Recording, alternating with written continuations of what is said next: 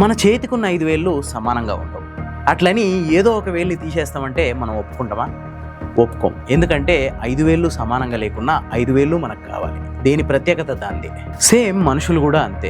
మన కుటుంబంలో మన పిల్లలు కానీ మన పిల్లల పిల్లలు కానీ అందరూ ఒకేలా ఉండకపోవచ్చు. అంత మాత్రాన వాళ్ళలో ఒకరిని తక్కువ చేసి ఒకరిని ఎక్కువ చేసి చూడడం అస్సలు మంచిది కాదు. ఒకరినొకరితో పోల్చడం, ఒకరి విషయంలో పక్షపాతం వహించడం, ఒకరి విషయంలో వివక్ష చూపించడం, ఇట్లాంటివన్నీ అవతల వాళ్ళ మనసుల్ని చాలా తీవ్రంగా గాయపరుస్తాయి.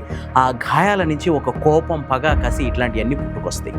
అవి తర్వాత చాలా దారుణాలకి దారితీస్తాయి. చాలామంది వీడు నా పెద్ద కొడుకు, వీడు నా పెద్ద మనవడు, వీడంటే నాకు ఇష్టం, ఇట్లాంటి పనికిమాలిన ముచ్చట్లు చెప్తుంటారు. ఇది దీర్ఘకాలంలో అవతలి వ్యక్తుల్ని, అంటే ఈ పెద్ద కొడుకు కాకుండా ఇంకో చిన్న కొడుకు పిల్లలు ఉంటారు కదా, అట్లాంటి వాళ్ళని తీవ్రంగా నొప్పించవచ్చు. అంతేకాదు వాళ్ళు ఈ యువతల వాళ్ళ మీద ఈర్ష్యతో చాలా దారుణాలకు పాల్పడవచ్చు. ఇప్పుడు నేను చెప్పబోయే ఇష్యూ అట్లాంటిదే. సరే, ఇక విషయంలోకి పోదాం. అంతకంటే ముందు సబ్స్క్రైబ్ చేసుకోవడం మర్చిపోవద్దు. హైదరాబాద్లోని మేడ్చల్ నియోజకవర్గం బోడుపల్ పరిధిలోని శ్రీనివాసనగర్ అనే కాలనీలో సతీష్ కుమార్, అంజమ్మ అనే ఒక ఇద్దరు భార్యాభర్తలు ఉన్నారు. వీళ్ళకి 2 కొడుకులు. పెద్ద కొడుకు పేరు నాగరాజు, చిన్న కొడుకు పేరు జగదీష్. నాగరాజుకి జగదీష్కి 2 కొడుకులకి పెండ్లిళ్ళైనాయి, వాళ్ళకి పిల్లలు కూడా పుట్టిరు.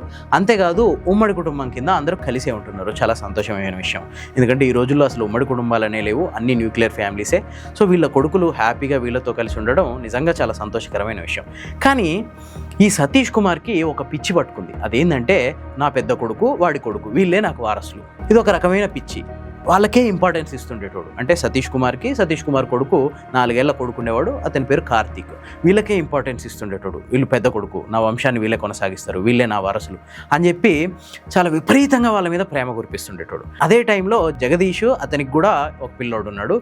ఆ పిల్లోడిని కానీ ఆ జగదీష్ని కానీ అంతగా పట్టించుకునేటోడు కాదు. అంతేకాదు ఈ పెద్ద కొడుకు కార్తీక్ పేరుని ఈ తాత తన చేతి మీద పచ్చబొట్టు కింద వేయించుకున్నాడు. ఇక దాంతో ఈ చిన్న కొడుకు పెద్దగా పట్టించుకోకపోయినా చిన్న కొడుకు భార్య మంజుల, ఆమెకు విపరీతమైన కోపం వస్తుంది. 2 మనవళ్ళు ఉంటే 2 మనవళ్ళని సమానంగా చూడాల్సిన తాత ఒక మనవని మీద పక్షపాతం చూపించడం, ఒక మనవని విషయంలో వివక్ష చూపించడం, అంతేకాదు పెద్ద మనవని పేరు చేతి మీద పచ్చబొట్టు వేయించుకోవడం, చిన్న మనవన్ని పెద్దగా పట్టించుకోకపోవడం, ఇట్లాంటి విషయాలన్నిటి విషయంలో చాలా ఈర్ష్యా కోపంతో రగిలిపోయేది.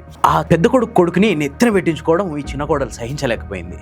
దాంతో ఏం చేసిందంటే పెద్ద కొడుకు కార్తీక్ 4 ఏళ్ల పిల్లోడు ఉన్నాడు కదా, వాడిని గనక అడ్డు తొలగించేస్తే, వాడిని గనక అంతం చేసేస్తే ఇక నా కొడుకే వారసుడైపోతాడు, మొత్తం సామ్రాజ్యం అంతా నాదే. ఇది ఆమె మనసులో చాలా బలంగా పడిపోయింది. దాంతో ఆ కార్తీక్ని అందమందించడానికి రకరకాల ప్రయత్నాలు చేసింది. ఒకరోజు ఊపిరాడకుండా నోరు ముక్కు మూసింది. అదే టైంలో ఆ పిల్లోడి తల్లి అబ్జర్వ్ చేయడంతో ఏదో ఆడుకుంటున్నాం అని చెప్పి సాకు చెప్పి తప్పించుకుంది. ఒకరోజు ఈ 4 ఏళ్ల పిల్లోని తీసుకెళ్లి ఇంటి పైన 2 అంతస్తుల మేడ మీద ఒక రైలింగ్ మీద ఆ పిల్లోని కూర్చోబెట్టింది. అదే టైంలో ఈ పిల్లగాని తాత చూడడంతో ప్రమాదం తప్పింది. ఎట్లనైనా ఇన్ని అవకాశాలు తప్పిపోవడంతో ఎట్లనైనా ఆ పిల్లగాన్ని అంతమొందించాలని చెప్పి చాలా గట్టిగా డిసైడ్ అయింది. ఒకరోజు ఇంట్లో ఎవ్వరూ లేని సమయం చూసి ఈ కార్తీక్ని వంటగదిలోకి తీసుకెళ్ళింది. వంటగదిలోకి తీసుకెళ్ళి, బాబు నీకు చాక్లెట్ కనిపిస్తా, ఈ జ్యూస్ తాగు అని చెప్పి చేతికి ఒక గ్లాస్ ఇచ్చింది. ఆ గ్లాస్లో ఉన్నది యాసిడ్. అది జస్ట్ ఆ పిల్లోడు ఇట్లా మూతి దగ్గర పెట్టుకోగానే సుర్రన గాలింది. దాంతో ఆ పిల్లోడు అది నేలకేసి ఇమీడియట్గా అరుచుకుంటూ పేరెంట్స్ దగ్గరికి వెళ్ళిపోయాడు. ఆ పిల్లగాని పరిస్థితి గమనించిన తల్లిదండ్రులు ఇమీడియట్గా హాస్పిటల్కి తీసుకెళ్లారు. పెద్ద ప్రమాదం ఏం లేదు, జస్ట్ పెదవులు లైట్గా కాలిని ఒక 3 రోజులు హాస్పిటల్ ఉంచిన తర్వాత ఇంటికి తిరిగి పంపించేసారు.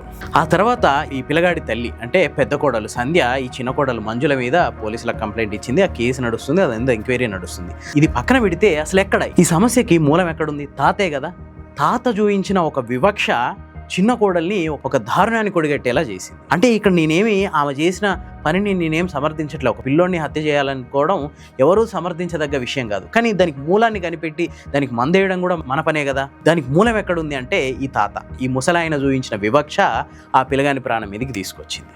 అసలు ఉమ్మడి కుటుంబాలు అనేవి రోజు రోజుకి ఎందుకు విచ్ఛిన్నం అయిపోతున్నాయి తెలుసా? ఇట్లాంటి ముసలోళ్ళ వల్లనే.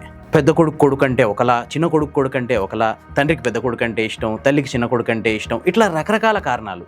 ఇట్లా ఒకరి మీద పక్షపాతం, ఒకరి మీద వివక్ష, ఇట్లాంటి కారణాల వల్లనే ఉమ్మడి కుటుంబాలు కాస్త న్యూక్లియర్ ఫ్యామిలీస్గా మారిపోతున్నాయి. ఈ రోజుల్లో కూడా 2 కొడుకులు, కోడళ్ళు, వాళ్ళ పిల్లలు ఒకే చోటు ఉండడం, ఆ ముసలోళ్ళతో కలిసి ఉండడం ఆ ముసలాయన చేసుకున్న అదృష్టం.